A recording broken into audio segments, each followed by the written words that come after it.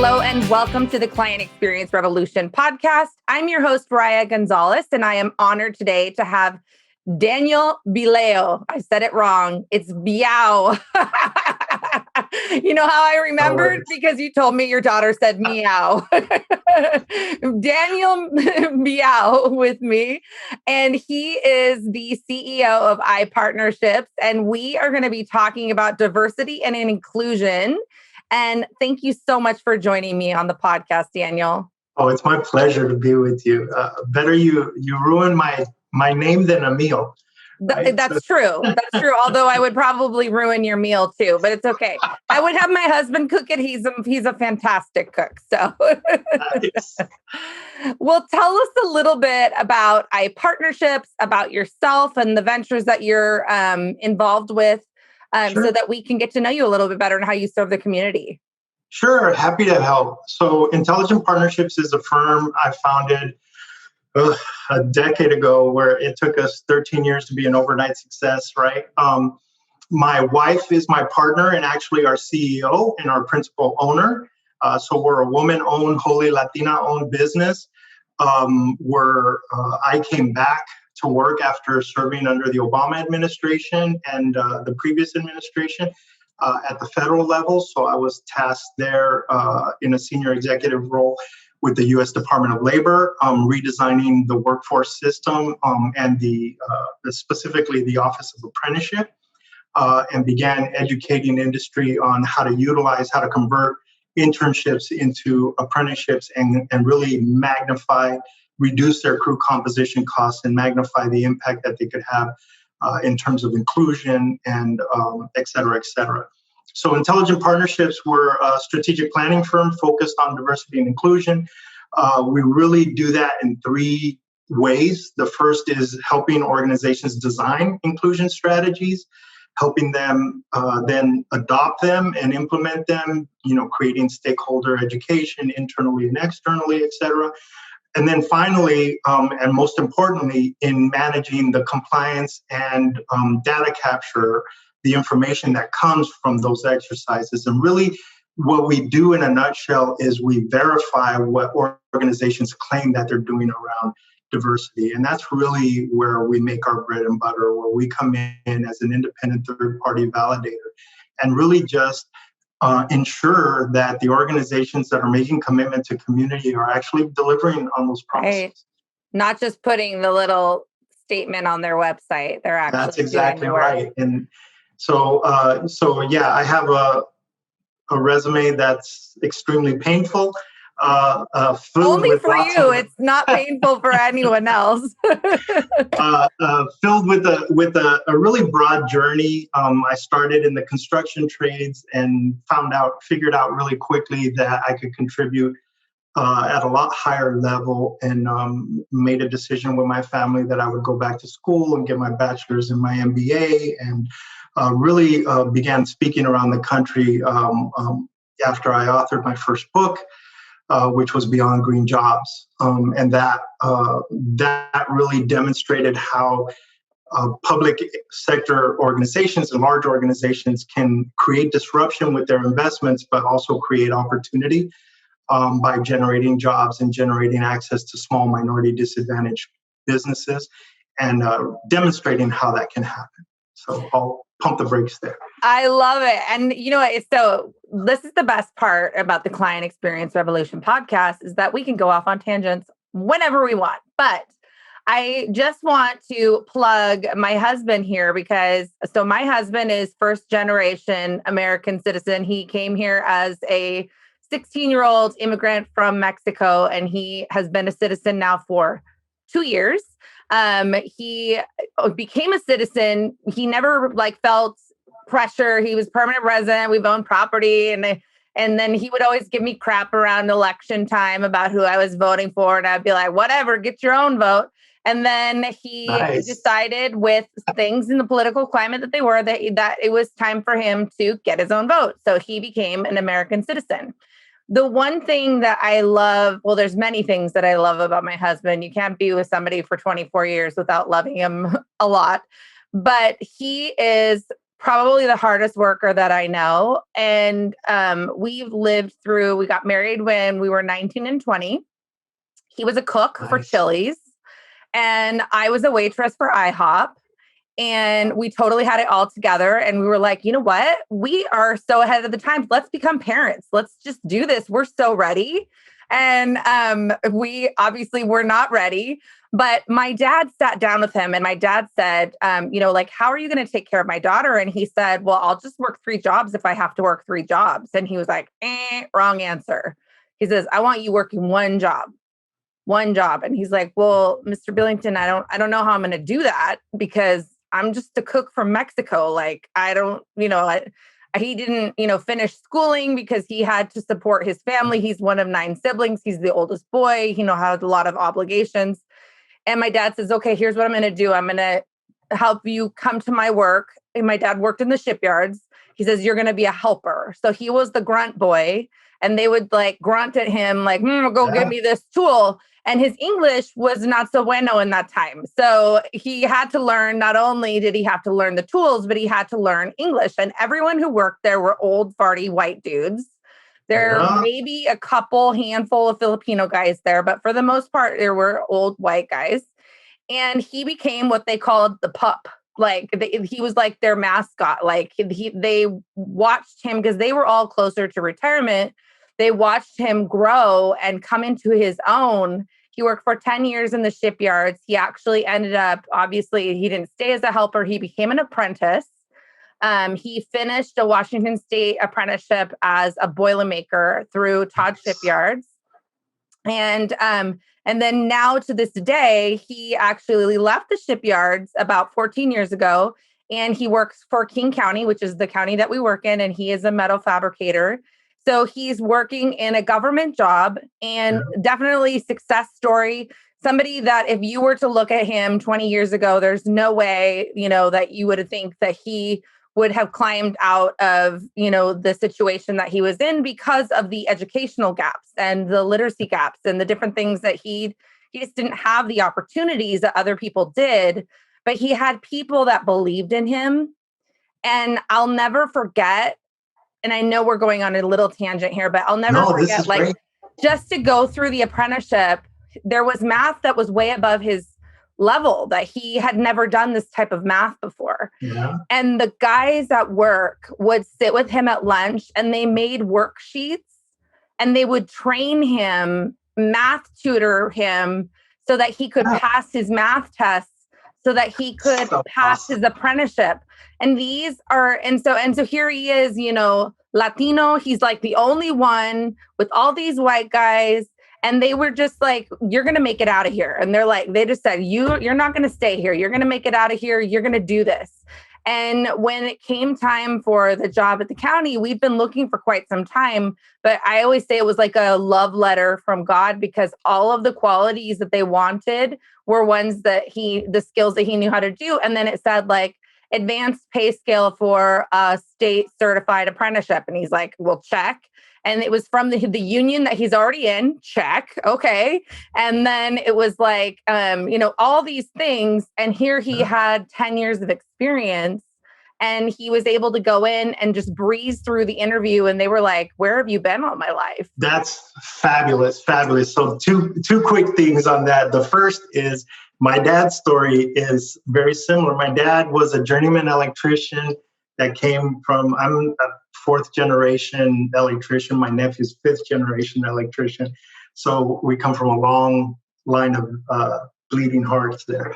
But my dad came, he was a journeyman electrician, had an electrical job waiting for him, and got fired on the first day because he didn't know the names of the tools or the material in English. He only spoke Spanish. And so he ended up spending quite a bit of time working in a factory and going to school at night to learn the language until he could get back into the electrical industry and eventually progress similar to your husband. And so totally connect with that journey. And second point, and probably more important than that little family sidebar, apprenticeship is the best kept secret in America. That story that you just described about a family transforming career, because that's exactly what it is. people are simply not aware, and employers are not aware that those opportunities exist. They reduce your crew composition costs.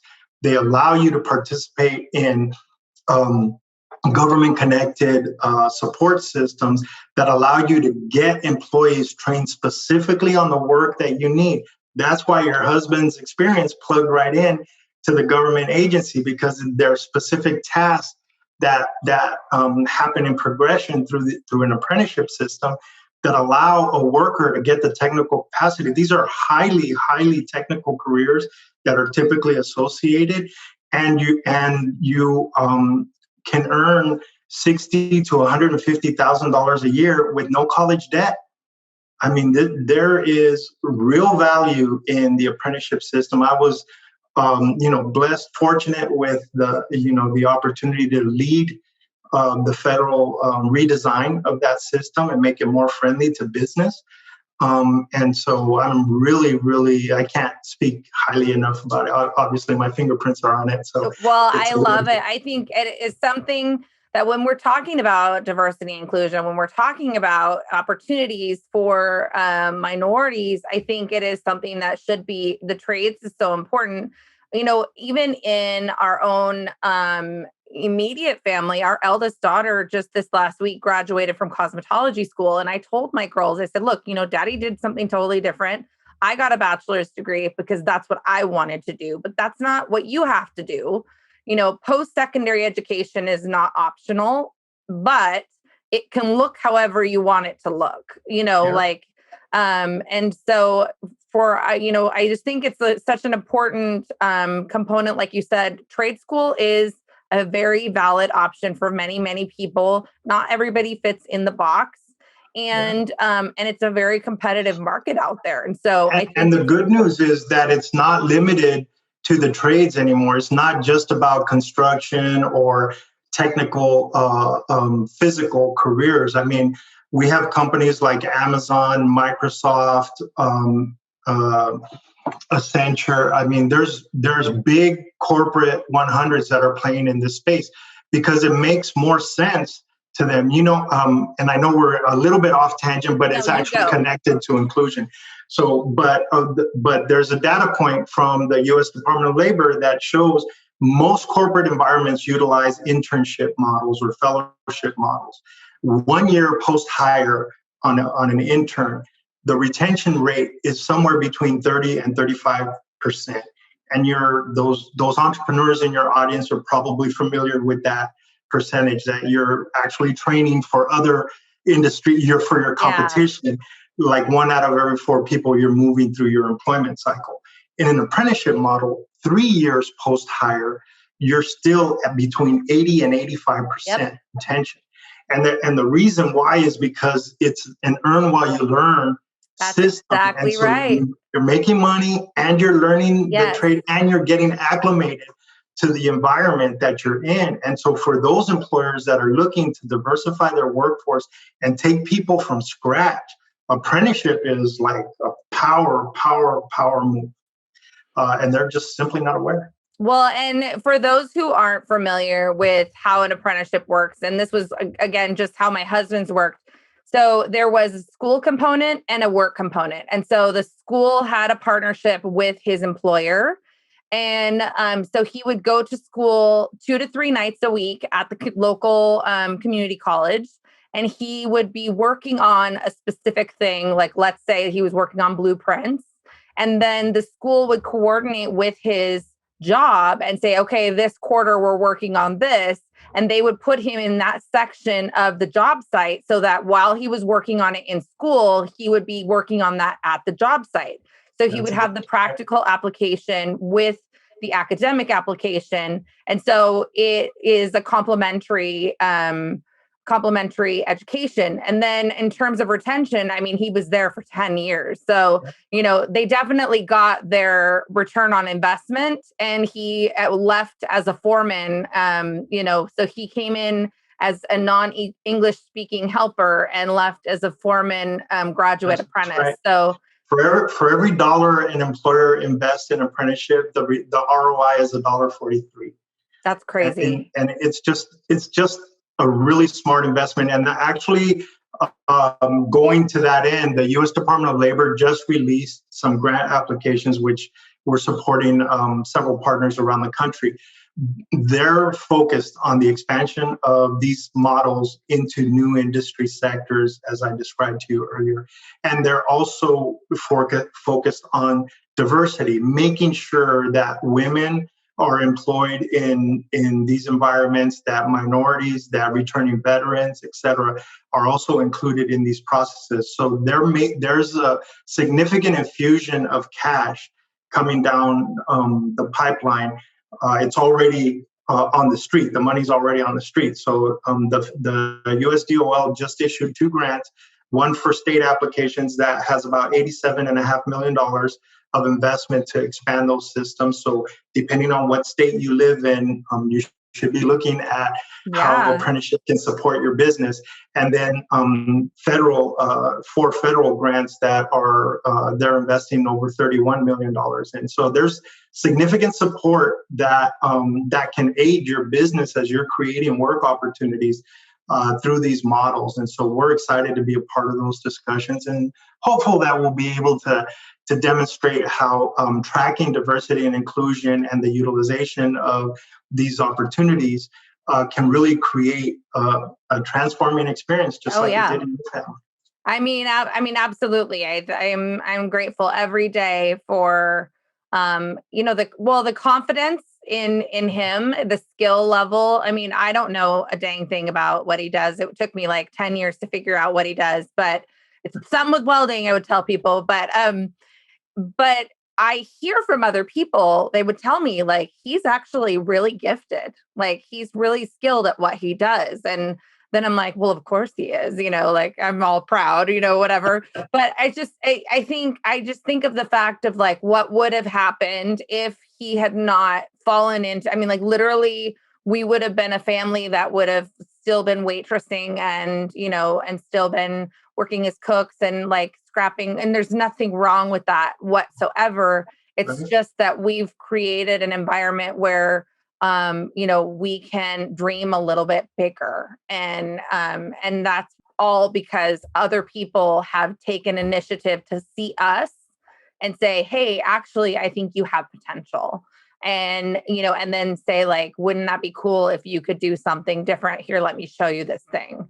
And so I think that, brings us back to, what we were talking about in terms of paying attention to diversity and inclusion in the corporate environment. So tell me a little bit about how the businesses that are paying attention to diversity are doing as opposed to those who are not paying attention. Sure. So all the data indicates, I have not seen anything that says the opposite. When you diversify the mindset, the leadership, the approach, and your workforce, you are very likely positioning for additional success well beyond your business model. So McKinsey has an analysis that shows that for those companies in the top quartile of diversity mix amongst their employment, 35%, they're 35% more likely to experience financial returns higher than the median business in their space. They're also, if you're in the top percentage of on gender diversity, they will likely be 15% above their performance rate of the average company in their industry sector. So the numbers don't lie. Diversity equals monetary gain. And it's also about market capture, right? Your ability to be responsive to market as an organization really depends on how you look to your client base, right? If you're busy trying to capture dollars from a particular market segment and your reps don't reflect the community or your advertising doesn't reflect it, or your board doesn't reflect it, people are paying attention to that. The consumer is very socially conscious now. They're really paying attention to where they're putting their money and who they're spending their dollars with. And if you can't demonstrate that you have a sensitivity or at least an awareness of what their needs are, who they are, where they're from and what is valuable to them, they're not going to open up their wallets for you. And so there's a variety of ways that this is indicated, right? Diverse companies are 70% more likely to capture new market share in organizations. That came from a Market Watch analysis. Forbes also says that the margins for companies with diverse management teams is nearly 10% higher than the companies that don't have diverse management teams. So your leadership matters, your workforce design strategies matter. It's really important for the company's bottom line.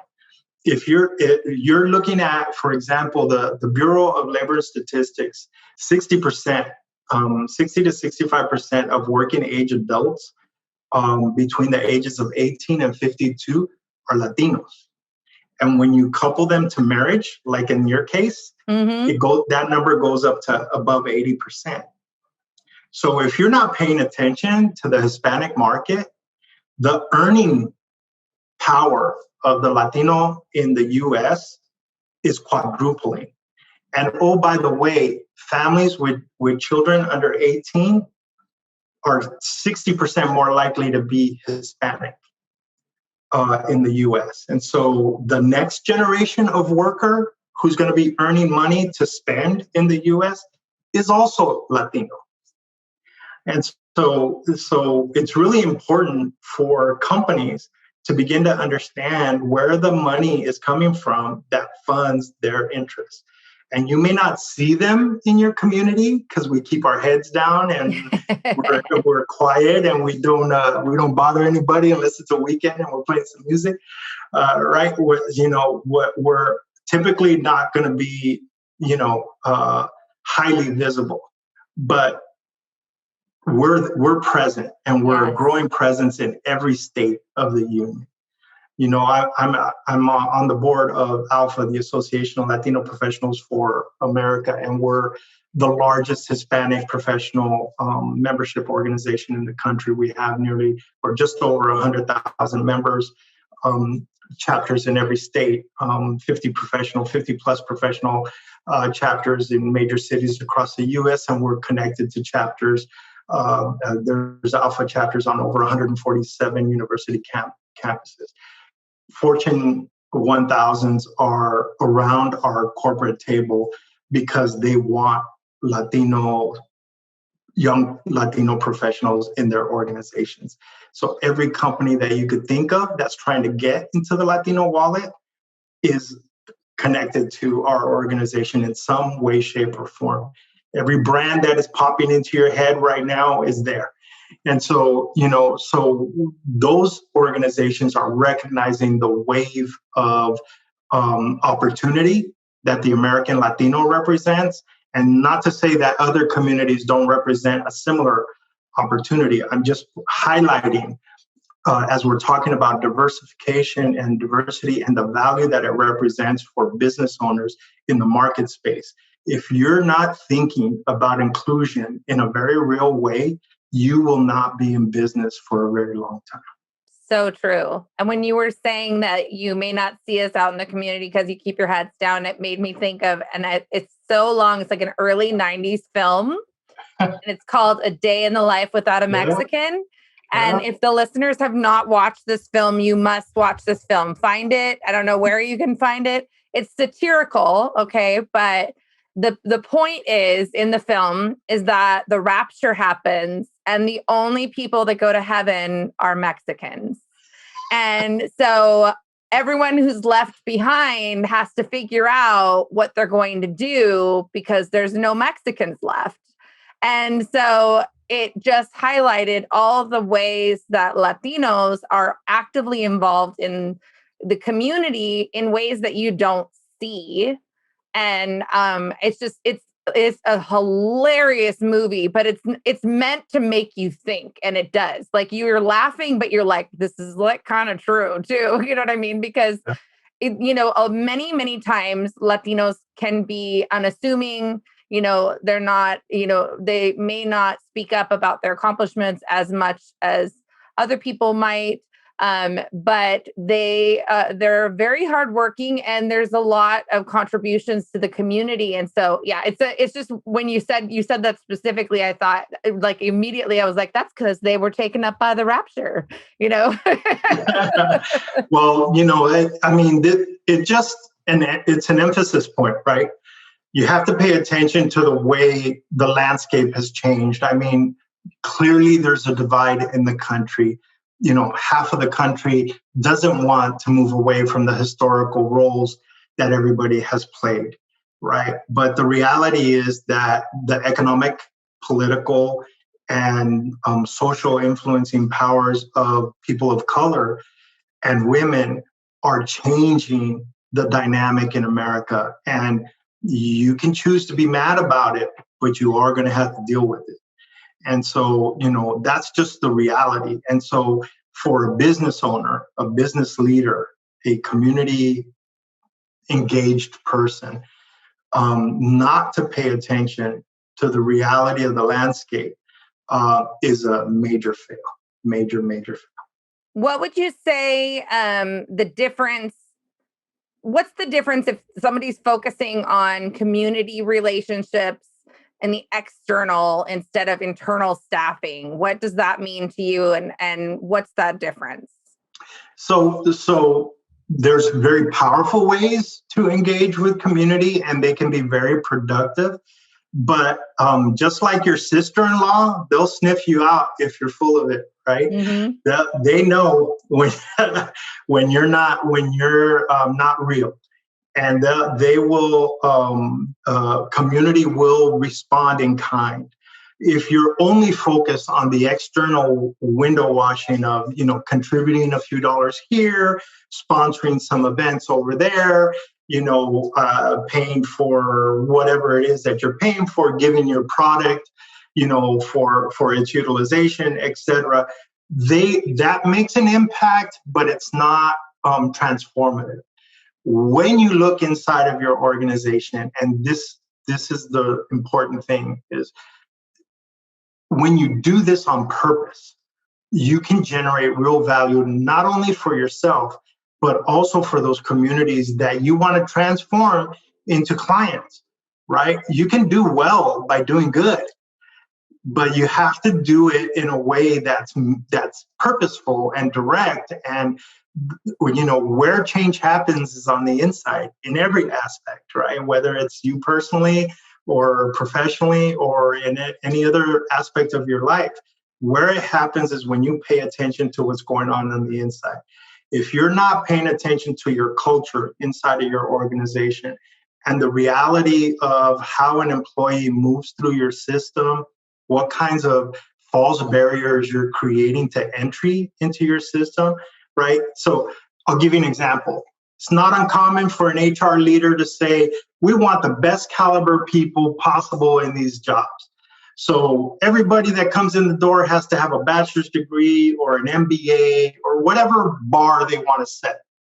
Well, I would challenge that HR leader to say, why does a customer service clerk or a receptionist or an entry-level IT person have to have that type of degree? Simply because you want the ability to recognize that they've completed a process. You're still going to have to train that individual on your internal systems. 100%. The typical experience is an 18-month to 24-month trajectory on internal training for any employee that walks in the door. So you're eliminating potential candidates into your system who, by the way, you could pay less for. Yep. Also, right? So by creating this false barrier, and this is just one example, but by creating these types of false barriers to entry into your organization, you're also eliminating cultural competency that could potentially feed your system. Here's another example. It's not uncommon, for example, in your husband's organization at King County, I would imagine that in middle management, there's probably people that have been around for a decade, maybe 20 years, that are in middle management, people of all different sorts of rainbow colors and persuasions and gender, et cetera, in the system. who cannot qualify for a leadership role, a director role, a division head role, or whatever, because they don't have a specific degree or they haven't been in an internal training pipeline that would lead them to that. They know how the organization runs. They know how the business operates. They know a variety of different technical capacities inside of the culture of the organization and how to move and maneuver and connect networks inside of the organization. But they don't have some piece of paper that somebody put that is critical to that particular leadership role. And therefore, they are making 20% less than they should be. They are, stuck at the ceiling of a career that does not allow them to contribute at the level that they could potentially contribute at. And oh, by the way, the people that are qualified for those roles and do have those qualifications typically come with less experience from outside. I was just going to say that. Yeah.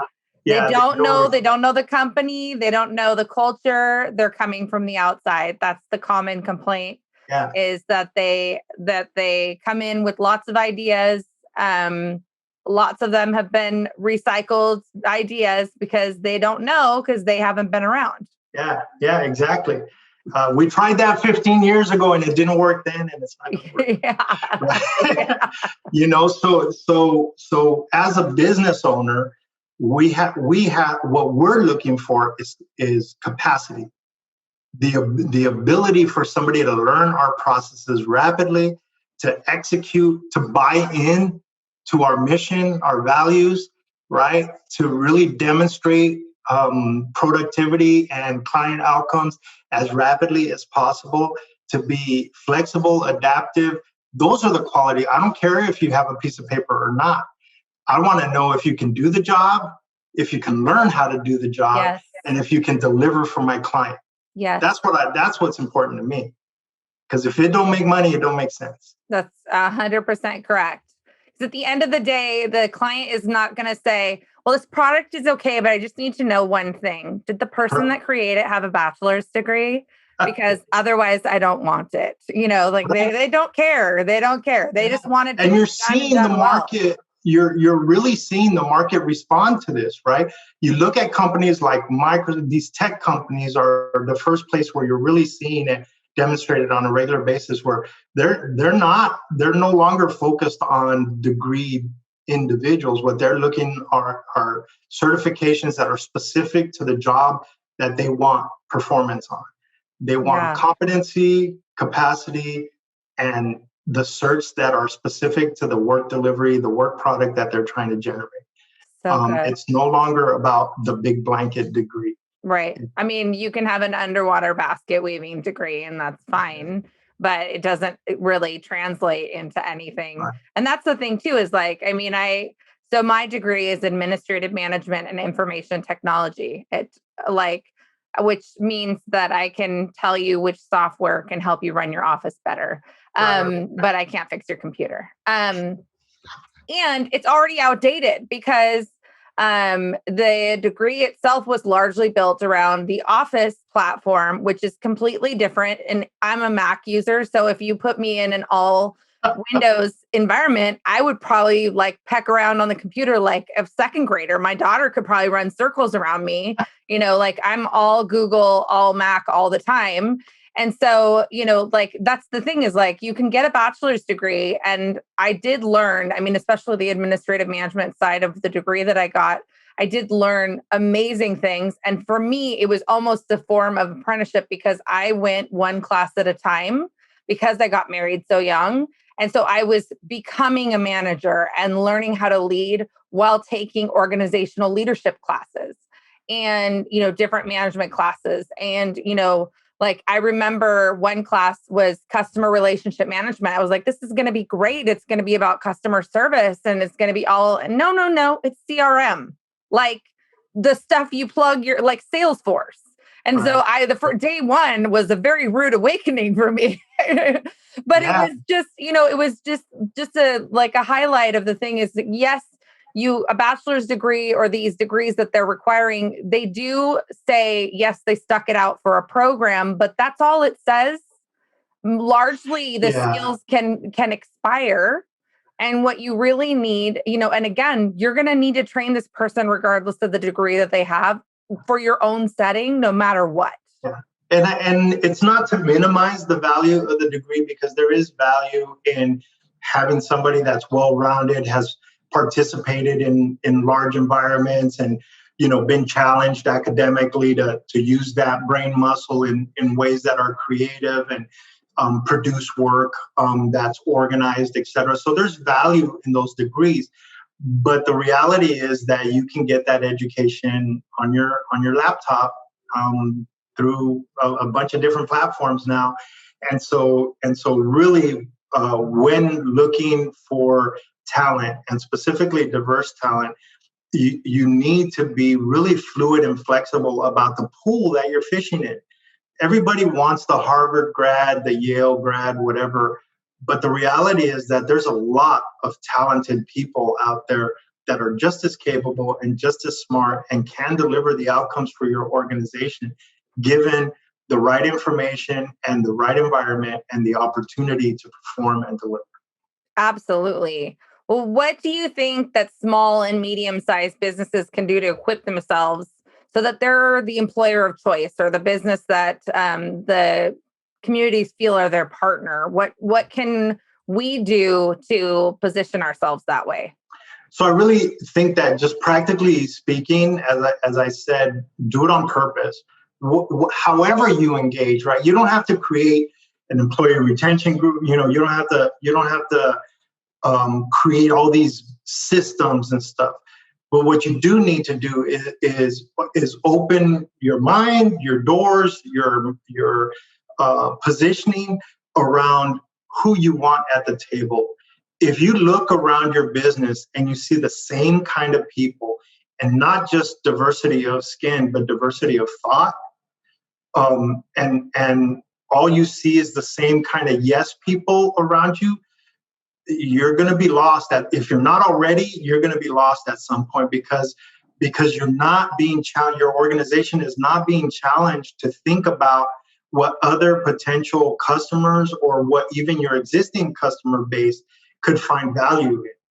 So the couple of things that small businesses can do is connect to organizations that can educate them about diversity and some of the priorities that they should be thinking about.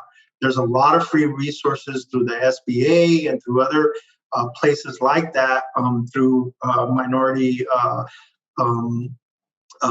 associations, et cetera, that can partner with your business to begin to help you think through some of the places that you might want to think about diversifying. Also, look at the way that you're hiring and the barriers that you've created for entry, because we feel that certain packaging makes it easier for us to not make mistakes about hiring. We eliminate 90% of the available talent before they even come through our application process. So does it require a little bit more effort to do your due diligence on folks that may not meet all the check boxes that are normally in place? Absolutely. You have to be smart. You have to be prudent. You're not going to let anybody with a shady background into your house, right? So you want to make sure that the people that you're bringing in are fully vetted, but that doesn't mean that they can't contribute, and that they can't contribute at the highest levels. If you create the opportunity, if you have to be prepared to equip them. That's the other thing that you can do. You have to equip them with the knowledge. You have to transfer. And that's another thing that business owners, particularly small business owners, we want to own the entire process. It's my secret sauce. I built this thing on my back, and I'm not going to give it away. Well, you know what? I learned a few years ago that even if you give it away with a shiny red bow on it, and you shine it up and sprinkle gold dust on it, people are lazy, and they're not going to take it and steal it from you and magnify it as if it's their own. They're just simply lazy. And so I have no fear of sharing our processes with I do anyone. I do the same thing. And I really want to speak to this too, because since my company, Link Consulting Solutions, we specialize in several things, one of them being client reengagement, but our flagship service that we provide is virtual assistant matchmaking, finding virtual assistants in the Philippines. And I get all these questions. I mean, I just get the most, like, some of them are ridiculous questions. Some of them it's coming from fear and a lack of knowledge. And so I'll get the question, well, what if they don't work out? Okay. So what if you hire somebody here in the US and they don't work out?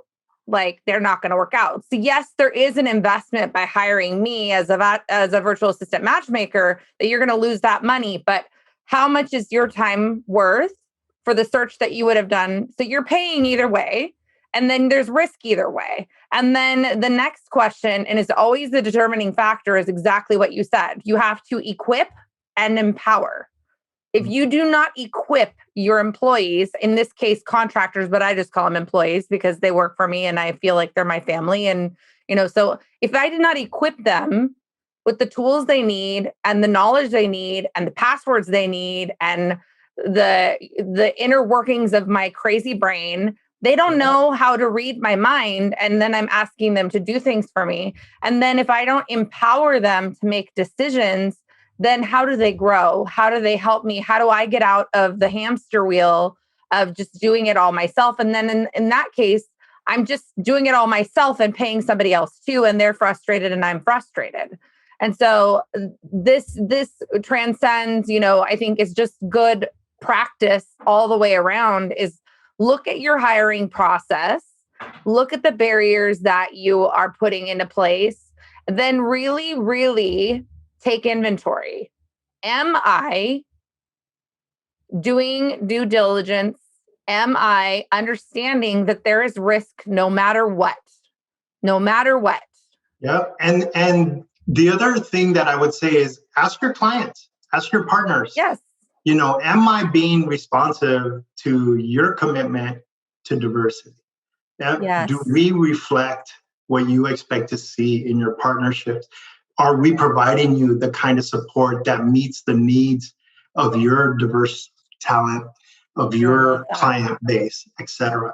Because that'll help you really see, because, we have these little compartments as business owners in our minds, right? Like when my wife tells me to do something versus when she's acting as the COO and the owner of the company and she tells me to do something, and when my client tells me to do something or my employee tells me to do something, each one of those is received differently. Yes. And the one that I act the fastest on and most directly with is when my client is telling me, yes, I need to see this, I need to see that, I have a need for X, I need your thoughts on Y. That's where the real rubber meets the road. And so if we're not asking them to help us serve them better, whether it's about diversity or not, right? If we're not in that process on a regular and consistent basis, you're also going to be impacted at some point. Absolutely. Absolutely. Well, okay. So I always have two questions that I ask at the end of every episode. So the first question, which I'm actually really fascinated to hear because we've covered so much. And I also want to stop and take a moment. You glossed over it so quickly, but you served on the Obama administration. So like you really, really are vested in doing things in the labor market in a way that makes and affects real change in the community. You so much so that you went up the ladder to try to affect change. And so I know you're a very humble man, but I want people to really understand that that's what we're talking about here. It's not just a fluffy conversation. We're talking about affecting intentional change in our community. So with that in mind, tell me what you think if someone was to walk away from this conversation and they were like, wow, Daniel is awesome and Raya is the coolest ever, but I can't remember anything they said except for this one thing. What would that one thing be? Do it on purpose. Yes. Oh my God, I love that. Just do it on whatever it is that wherever you want to focus, however you want to engage with, including a broader mindset, a broader group of folks. Do it purposefully. Don't half-step. Make sure that you follow through and actually think through the kind of impact that it can have on your organization, and be selfish. It's okay for you to be selfish because it'll improve your business and it'll improve your bottom line. As I shared, all the data indicates it's a smart business decision to be inclusive. So when you do it, treat it as any other serious business investment you make. You don't act cheap on your accounting system, on your lawyer, treat this process of inclusion as a real investment in your business that's going to yield returns, and do it on purpose. Love that. And what would you say, doesn't have to be related to the topic at all, but what is the best piece of advice that you've ever been given? So there's two of them. They both came from my dad. And he was a very wise and old spirit. So the first one is kind of just kind of out there, but it's very powerful. He used to say, don't worry about the mules going blind, just load the wagon, which I translated into, don't worry about everything that can happen and go wrong. Do the work that you're supposed to do. Focus on the area that you're supposed to deliver, and whatever else influences that outcome, at least you know that you performed what you were supposed to perform. The wagon is full. Yeah, the wagon is loaded and ready to go. Yeah. Right? So that's the first one. The second one that I basically live with every single day. It's kind of has become my mantra, and anybody that knows me has probably heard it, and they've probably heard it more than once, is my dad used to say, lead, follow, or get the hell out of the way. I love that. And that's a very powerful way. So you can enter into any environment and really understand the role that you are either want to play or are going to play very rapidly if you're thinking that way. Either you're going to drive the bus, you're going to ride on the bus, or you're just going to let that bus leave without you. Well, and there's room there for everybody, right? Because we're not everybody is going to be a leader. Like if we were all leaders, we'd just have a big line of a parade and there'd be nobody behind us. You got to have soldiers. You got to have soldiers. So, I mean, and so we're not all built that way where we want to lead. But I love that. Like, if you're not going to participate in the process by leading or following, then get out of the way. Get out of the way. Movement is happening. Don't impede it. That's right. Don't impede it. Oh, it's so good. Well, Daniel, thank you so much for coming on the show. I really appreciate your time. And I can't wait until COVID is over and I can we're both in Seattle, which we found out on our, so I can't wait until we can actually have lunch in person someday soon. Absolutely. Meet your wife as well. But thank you so much for being with us on the show. Well, it's a genuine pleasure. We have lots of resources on our website. So I just want to make sure, that you're aware. So business leaders can get free resources on our website. And I'm happy to support, and I'm grateful for the opportunity to share some thoughts with you, and, just continue to share and be open. You're doing a really powerful thing. Thank you. And we will have all of Daniel's information and iPartnerships information in the show notes. So please check it out. Definitely give them a look, download the resources that are available. Daniel is an author, so check out his books as well. And we thank you guys for joining us for another episode of the Client Experience Revolution podcast. I'm your host, Raya Gonzalez, and we will see you next time.